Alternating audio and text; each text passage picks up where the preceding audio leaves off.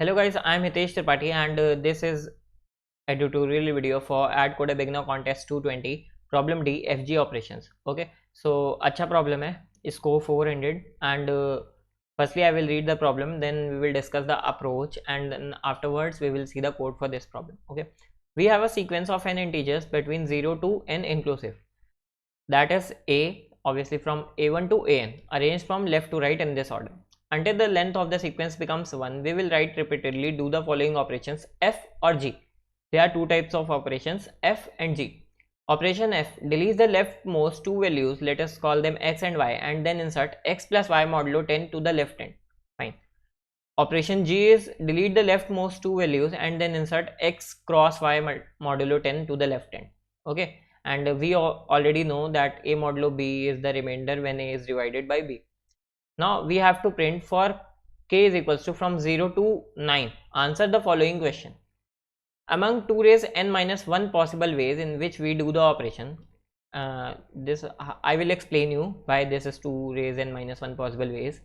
How many end up with k being the final value of the sequence?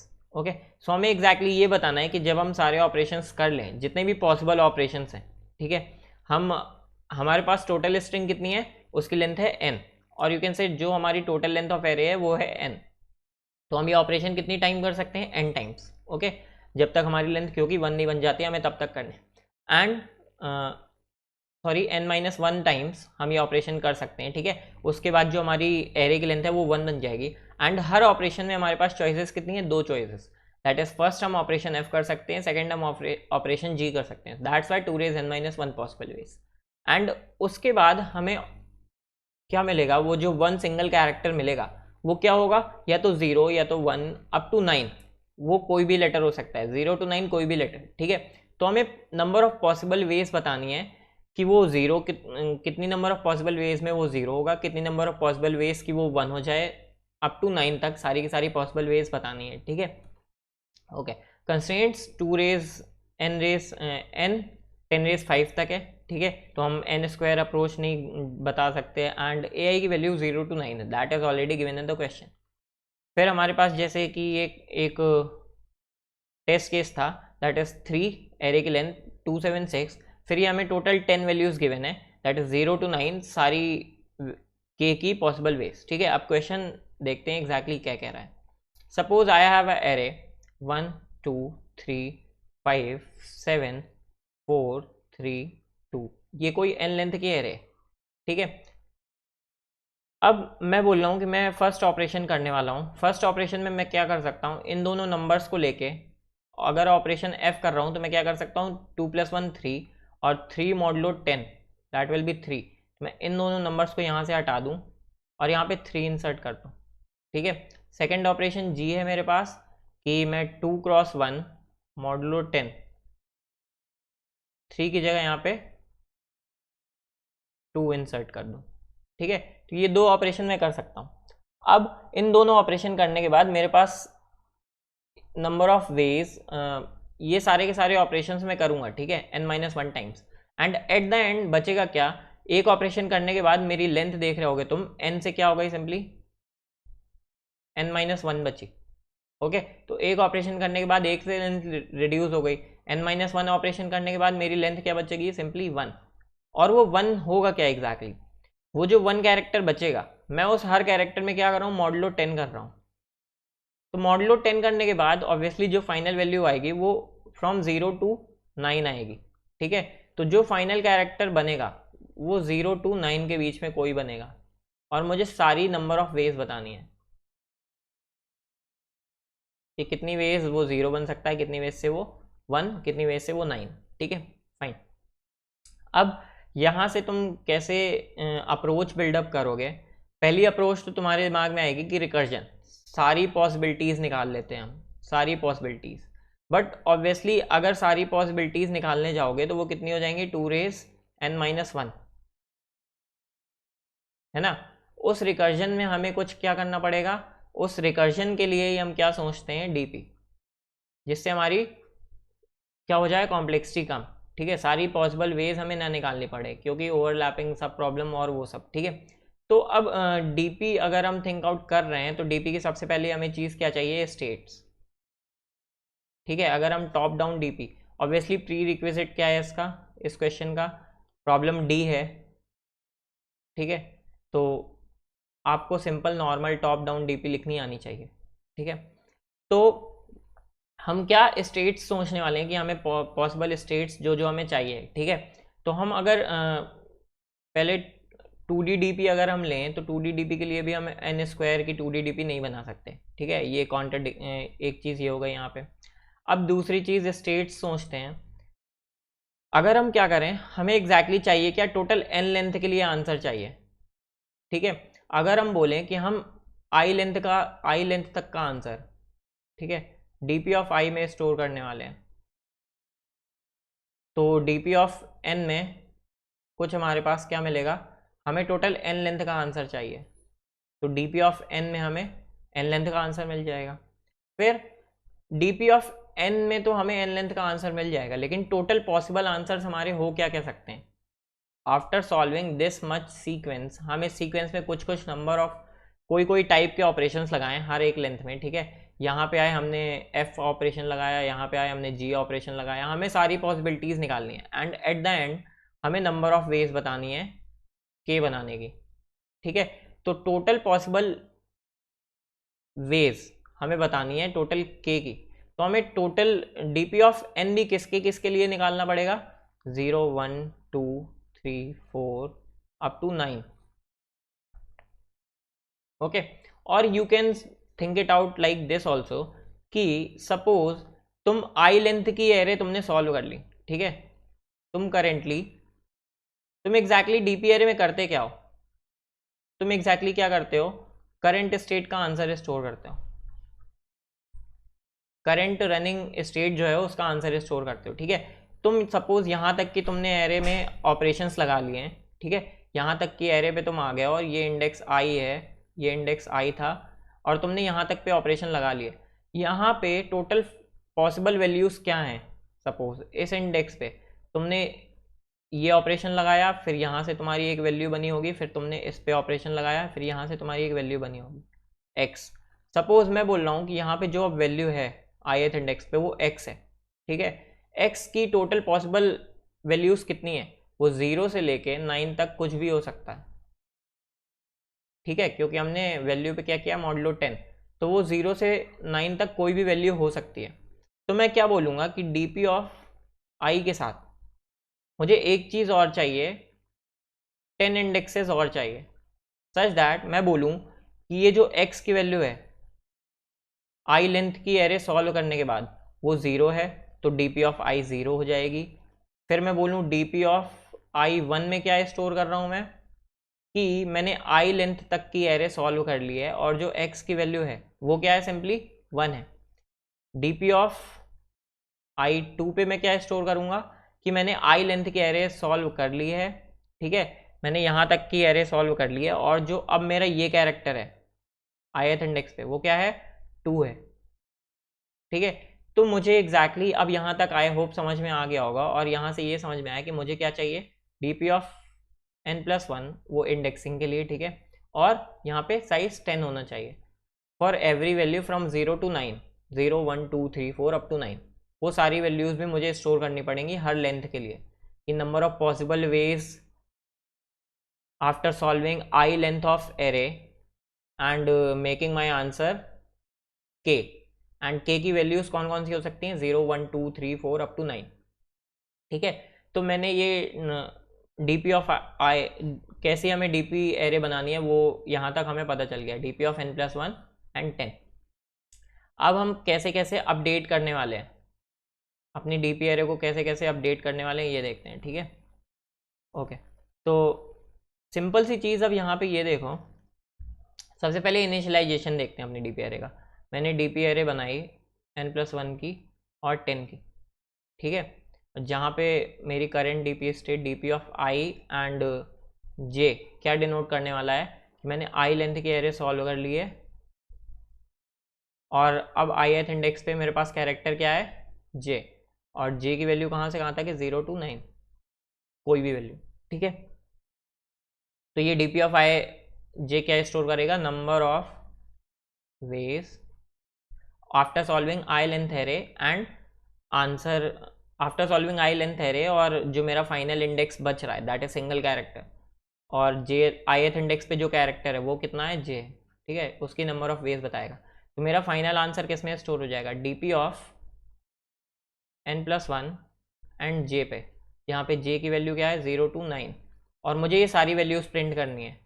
Question में exactly given है कि मुझे क्या करना है, डीपी ऑफ 0 भी प्रिंट करना है, DP of DP of n1, DP of n2, DP of n3 up to DP of n9 तक प्रिंट करनी है सारी वैल्यूज, ठीक है, फाइन। अब मैं इनको अपडेट कैसे करने वाला हूँ ये देखते हैं।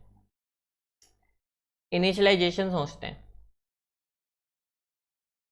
सबसे पहली चीज़ कि डीपी ऑफ 0 to 9 इसकी वैल्यू क्या हो जाएगी, जब मैंने कोई भी एरे यूज़ नहीं की है उसका आंसर ऑब्वियसली 0, क्योंकि मैंने अभी एरे यूज़ नहीं की है और 0th इंडेक्स पे मैं अभी सपोज भी नहीं कर रहा कि कुछ है, ठीक है। दूसरी वैल्यू देखते हैं, डीपी ऑफ 1, जब मैंने 1 लेंथ की एरे यूज़ कर लिए, ठीक है, 1 लेंथ की एरे पे मैं हूँ, सपोज ये मेरी एरे थी, ठीक है, मैं यहाँ पे हूँ और इस इंडेक्स पे मेरा कौन सा कैरेक्टर है उसकी नंबर ऑफ वेज। तो अभी मैं यहाँ पे हूँ अगर, दैट इज़ ये आई है, ठीक, मैं यहाँ पे हूँ और यहाँ पे मेरा कैरेक्टर सपोज एरे में क्या था, 7 था, ओके। तो मैंने अभी कोई ऑपरेशन नहीं लगाया एंड नंबर ऑफ वेज कि यहाँ पे 7 है वो कितनी हो जाएंगी, सिंपली 1। तो मैं बोलूँगा कि अगर यहाँ पे 7 है तो मैं सिंपली क्या अपडेट करूँगा, DP of 1 and 7 is equals to 1। Why, क्योंकि फर्स्ट 1 लेंथ की एरे का यूज़ करके ith इंडेक्स पे, दैट इज फर्स्ट इंडेक्स पे 7 लाने का नंबर ऑफ वेज कितना है, 1, क्योंकि 7 तो ऑलरेडी वहाँ पे है, तो total number of veg 7 only. और बाकी DP of 1 from 0 to 9 other than 7 वो क्या हो जाएगा, 0, क्योंकि उसकी नंबर ऑफ वेज कितनी हो जाएंगी, 0, क्योंकि अभी मैंने कोई भी ऑपरेशन नहीं लगाया है, अभी मैंने कोई भी ऑपरेशन नहीं लगाया और फर्स्ट इंडेक्स पे मेरे पास 7 था ऑलरेडी, ठीक है। तो 7 के अलावा जितनी भी वैल्यूज हैं 0, 1, 2, 3, 4 अप टू 9 वो सारी कितनी हो जाएंगी, 0, क्योंकि उनका नंबर ऑफ वेज मेरे पास 0 है, ठीक है। तो ये मेरा इनिशियलाइजेशन हो गया। अब इनिशियलाइजेशन के बाद मुझे क्या बताना है, अपडेट कैसे करने वाले हैं हम डीपी को, ठीक है। तो ये चीज़ देखते हैं। मैं लूपिंग ऑब्वियसली लूप लगाऊंगा, ठीक है, सारी लेंथ के लिए मैंने एक लूप लगाया from i is equals to 0 to i is equals to i less than n तक, ठीक है। और दूसरा लूप हर एक i पे मुझे क्या करना है, अपडेट करना है, हर एक i इंडेक्स पे आके मुझे क्या क्या अपडेट करना है, j इज इक्वल्स टू 0 से j इज इक्वल्स टू 9 तक वैल्यूज़ अपडेट करनी है, number of ways for 0, number of ways for 1, for up to 9 after solving I length of array, या फिर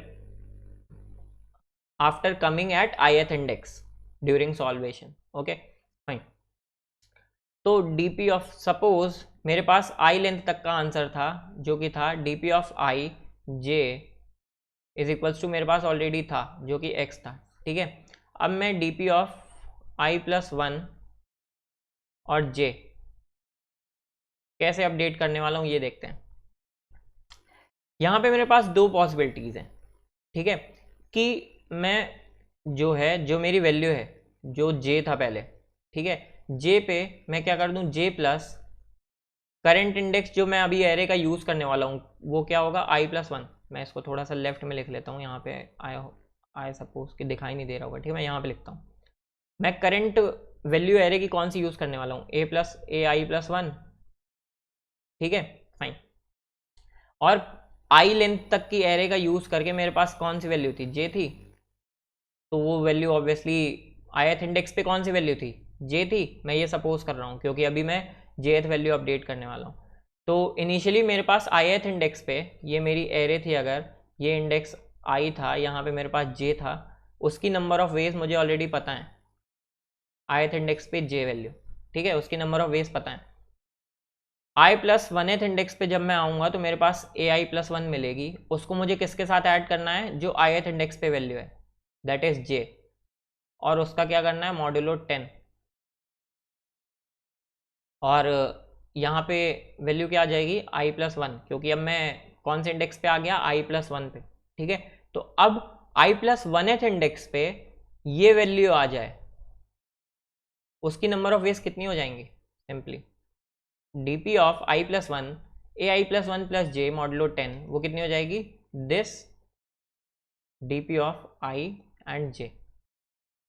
अब ये ऐसा हो क्यों रहा है, आई होप मुझे बताने की ज़रूरत नहीं है, क्योंकि मैं इतनी देर से यही एक्सप्लेन कर रहा हूँ कि अगर मेरे पास number of ways i index पे j है, पता है, तो वो नंबर ऑफ वेज अगर मैं जस्ट उसका नेक्स्ट एलिमेंट यूज़ करने वाला हूँ दैट इज ai+1, तो वो किससे ऐड होगा, जो एलिमेंट ith इंडेक्स पे, और ith इंडेक्स पे क्या है मेरा j वैल्यू, तो वो सिंपली ऐड किया अगर मैंने, तो वो कितना बन जाएगा ai+1 प्लस j, और उसका मॉडुलो 10 हमें क्वेश्चन में गिवन है लेना है, ठीक है। तो वो अब कौन सी वैल्यू अपडेट कर देगा, total number of veg after using i+1 length array and i+1 index पे मेरे पास क्या है, ये वाली वैल्यू हो जाएगी, ठीक है, उसमें नंबर ऑफ वेज ये ऐड हो जाएंगी, फाइन, ओके। तो एक पॉसिबिलिटी हो गई जब मैंने f टाइप ऑफ ऑपरेशन किया, दूसरी पॉसिबिलिटी क्या हो जाएगी जब मैं g टाइप ऑफ ऑपरेशन करूंगा, और वो सिंपली क्या हो जाएगा i+1, और एलिमेंट मेरा क्या रहेगा ai+1 मल्टीप्लाई j, क्योंकि अब ith इंडेक्स पे मेरे पास क्या था, j था प्रीवियसली, और i+1th इंडेक्स पे मेरे पास कौन सी वैल्यू है ai+1, ठीक है, क्योंकि अभी मैंने i+1th इंडेक्स को छुआ नहीं है, मैंने i इंडेक्स तक ही प्रोसेसिंग की है, और मॉडुलो 10 मुझे क्वेश्चन के अकॉर्डिंग लेना है, कौन सी वैल्यू अपडेट हो जाएगी, ये वैल्यू, और नंबर ऑफ वेज कितनी हो जाएंगी dp of i j। Simple सा है, मैं इसका कोड दिखाता हूँ और इजीली समझ में आ जाएगा, ठीक है। ये मैंने इनपुट ले ली, ये मैंने मॉडुलो, क्योंकि नंबर ऑफ वेज का मुझे मॉडुलो करना था, ठीक है, फाइंड इट मॉडुलो दिस, ठीक है, तो एक मॉड वेरिएबल ले लिया, n इनपुट ले लिया, और इंडेक्सिंग मैंने 1 से स्टार्ट की है, तो ai+1 में इनपुट लिया है, उसमें कन्फ्यूज मत होना है। Then my answer will be in dp of ni, ठीक है, तो मैंने dp ऑफ n+1 10 की एक dp एरे बनाई, सबको 0 से इनिशियलाइज कर दिया, और 1 से मुझे इनिशियलाइज करना था कौन सी वैल्यू को, जो फर्स्ट इंडेक्स पे ऑलरेडी है, ठीक है, तो a1 मेरी फर्स्ट इंडेक्स पे वैल्यू है, तो मैंने उसको 1 कर दिया। फिर मुझे सारी की सारी वैल्यूज अपडेट करनी है, तो मैंने 1 से सिंपली n-1 इंडेक्स तक अपनी एरे में इटरेट किया, एंड हर इंडेक्स के लिए मुझे 0 to 9 सारी वैल्यूज अपडेट करनी है। तो dp of i+1 j i+1 modulo 10 की अब वैल्यू, फाइनल वैल्यू क्या हो जाएगी, उसके previous operations plus dp of i j, ठीक है। दूसरी पॉसिबिलिटी क्या है कि मैं यहाँ पे g ऑपरेशन करूँ, उसकी नंबर ऑफ वेज कितनी हो जाएंगी, dp of i+1 j ai+1 multiply है यहाँ पे, ठीक है, एक number of ways f operation की भी ऐड कर दी, number of ways g operation की भी ऐड कर दी, and finally at the end मेरे पास क्या आ जाएगा, इस पूरे लूप के बाद i+1th लेंथ का अपडेशन हो जाएगा मेरे पास, ठीक है, फिर i+2th लेंथ का अपडेशन करते जाएंगे ऐसे ही, एंड एट द एंड में मेरे पास क्या आ जाएगा कि मैंने n लेंथ प्रोसेस कर ली है, और n लेंथ प्रोसेस करने के बाद nth इंडेक्स पे मेरे पास 0 है, उसकी number of veg, nth index पे मेरे पास 1 है, उसकी नंबर ऑफ वेज 2 है, अप टू 9 सारी नंबर ऑफ वेज मेरे पास dp ऑफ ni में स्टोर हो जाएंगी। So I will simply print it out, okay. So thank you guys for watching this video. If you still have any doubt, you can just ask me in comment section, and subscribe this channel and like this video. Thank you guys for watching.